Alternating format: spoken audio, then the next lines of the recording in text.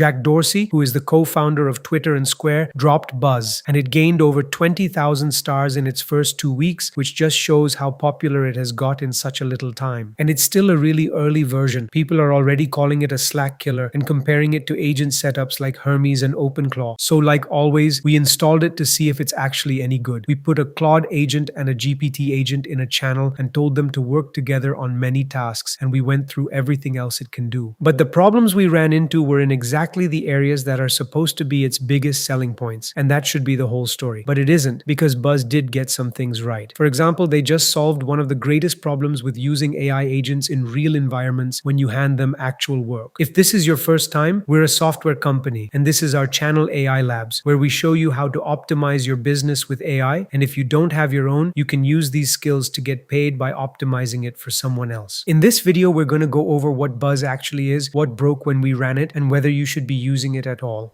Now, this section is only for those who don't know what Buzz is. If you already know it, then you can just skip ahead to the next section. Buzz is basically an app which lets you coordinate multiple agents from one place. It is simply just a group chat where instead of only humans, the members of the chat are your AI agents too. Buzz is a completely free and open source tool. This is why people have been calling Buzz a Slack killer. Now, coordinating a group of agents where they can talk to each other isn't a new thing entirely, and Claude Code already does it with something called agent teams. But all of that happens in your terminal, so nobody else on your team ever sees it. And agent teams only spin up Claude agents, not any of the others. You can also have agents working alongside your team in Slack. Anthropic's version of that is called Claude Tag, but it's only available for the team and enterprise plans, not for the pro or max ones. Codex also has a Slack integration, and that one does work on all paid plans. But even if you connect both the Claude and the Codex integrations, neither of them has any way of working with the other one, and they only work when a human mentions them. So you're the one carrying every task in between them. That's exactly where Buzz comes in, because it lets the agents talk to each other directly. So one agent can hand work to another, and they coordinate like team members, instead of waiting on you to pass every message along. Buzz lets you connect the Claude Code and Codex subscriptions you're already paying for, along with Goose, which is Dorsey's own coding agent, and then you can have all of them work together on the same thing. And when several agents are working in the same place, you need to know which one did what, and Buzz gives you a way to track exactly that. So every agent gets its own name and its own login, and everything that agent does is recorded under that name. If something breaks, you can scroll back and find which agent did it, even down to who actually asked that agent to do that particular thing. The agents also build up their own memory as they work, the same way Claude Code does. They write notes as they go and link those notes to each other, so the next session starts off knowing what the last one worked out instead of starting cold. And because all of those notes sit in the channel, every agent in there picks them up, not just the one that wrote them. Now, to install Buzz, you could go to the GitHub page for the instructions, but the quick start path on there is meant for people who want to host the app themselves, so you don't have to follow that harder route. Instead, you go to the latest releases page and you can get the installer directly from there. You need to scroll down to the assets section, and from there you can find the installer for whichever operating system you're on, whether you're on Windows or Mac or any other. If you don't know which one is for you, you can just give this link to Claude Code and have it download the right one for you. Once you've downloaded the installer, you can run the installation normally, just like you would for any other app, and then the app is ready to open. The first time you open it, you've got 2 ways to go. You can join a community somebody else has already set up, and for that you just need their community link and an invite from them. Or you make your own, which is what we did. You pick a name and that name becomes your address. That one gets hosted for you, so you don't have to set anything up by yourself. After that, you connect your agents and the app handles nearly all of it. If you haven't got Claude Code already, the app installs that too, along with everything Buzz needs to run that agent. So the only time you touch a terminal is once to log into your Claude account. Then you need to create your agents. You get 3 of them by default when you install the app, and you can make as many of your own as you want on top of that. You click Create Agent, give it a name and then a description, and that description becomes its instructions. Then you pick whichever of the coding tools you've got installed, and we went with Codex and picked the model we wanted, and once you create the agent, it goes live. Now, all of this makes it sound like a huge thing that just dropped and is gonna replace everything else until you pop the hype bubble and see what's underneath.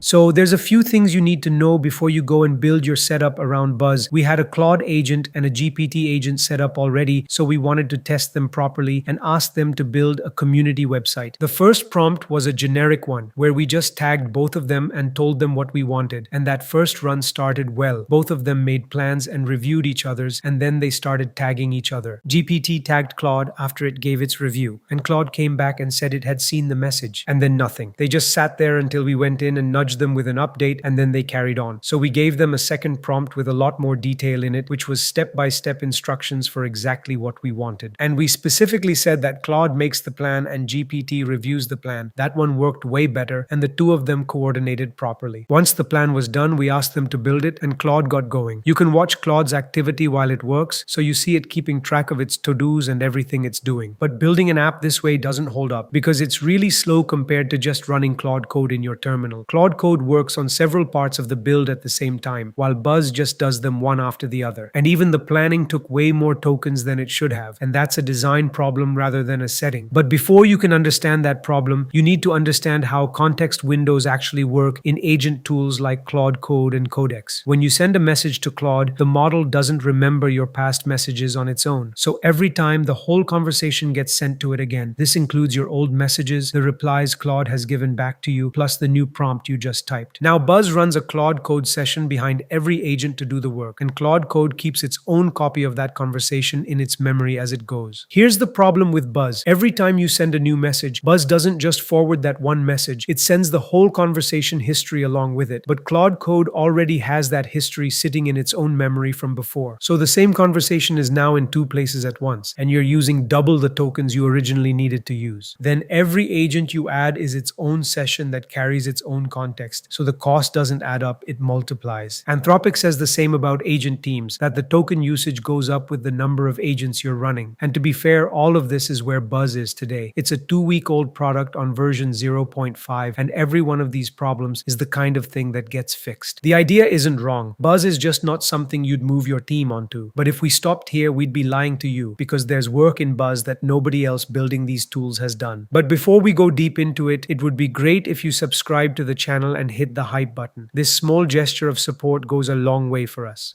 Now, Buzz does have some genuinely interesting things in it, and this is the closest any of these agent tools have got to actually feeling like Slack. None of what follows is a reason to switch, but it's the part that makes Buzz worth paying attention to at all. The first one is huddles. On Slack, you jump into a huddle with your team, and here you do that with your agents. You start one, the agent joins, and you just talk to it and it talks back to you. Huddles are a bit broken for now though, because the agent replies in Markdown. And when Markdown gets read out loud, it sounds exactly as strange as you'd expect. Now, if you remember, there was a whole moment where people were buying up Mac Minis and chaining them together. And they were doing that just to run the big models on their own computers instead of somebody else's servers. Compute sharing is the feature that lets you do exactly that, which is built into the app. So if you've got a few Mac Minis or any other computers sitting around, you can join them together and the combined power hosts one big model, and you can share that whole setup with your team so everyone's working off the same one. Buzz will even tell you which of the models your setup can handle, and there's about 35 of them to pick from. You can also export your agents, and not just the settings. The memories come with them, so everything an agent has worked out travels with it. You get a JSON file or a PNG, and you take that and import the agent somewhere else. And you can search through all of it the same way you'd search Slack, so you can go and find which agent did what and who asked it to. That last one is the part that actually matters, and it's the one thing in here nobody else has done properly. Buzz keeps track of each message sent by assigning an ID to them, whether it was sent by humans or agents. That helps keep a record so that when any of them go wrong, you know which one did it. Because for a team, working out which agent did what is really important for ensuring work stays aligned. But before we move on, let's have a word by our sponsor. We finished Vibe coding a side project. It was working, we tested it, and it was ready to ship. Then came the part we dread, pushing it live. Normally that means bouncing between GitHub and Vercel, clicking through config, and hoping nothing breaks. So we tried Lite, the AI agent browser. We opened Claude Code, typed /ego browser, and told our agent to ship it. Since we were already logged into GitHub, it handled the entire deployment in one go. No tab switching and no re-authenticating. Everything was pushed, connected, and live in 90 seconds. The best part is that Lite skill is open source on GitHub, so you can check it out or build on it. It runs locally, so your data never leaves your machine. It's also completely free. Right now it's Mac only, so if you're on macOS, you're set. We found it noticeably faster than the extension we were using before because it completes everything in a single pass. If you're automating anything in the browser, grab it. The link and the GitHub repo are in the pinned comment.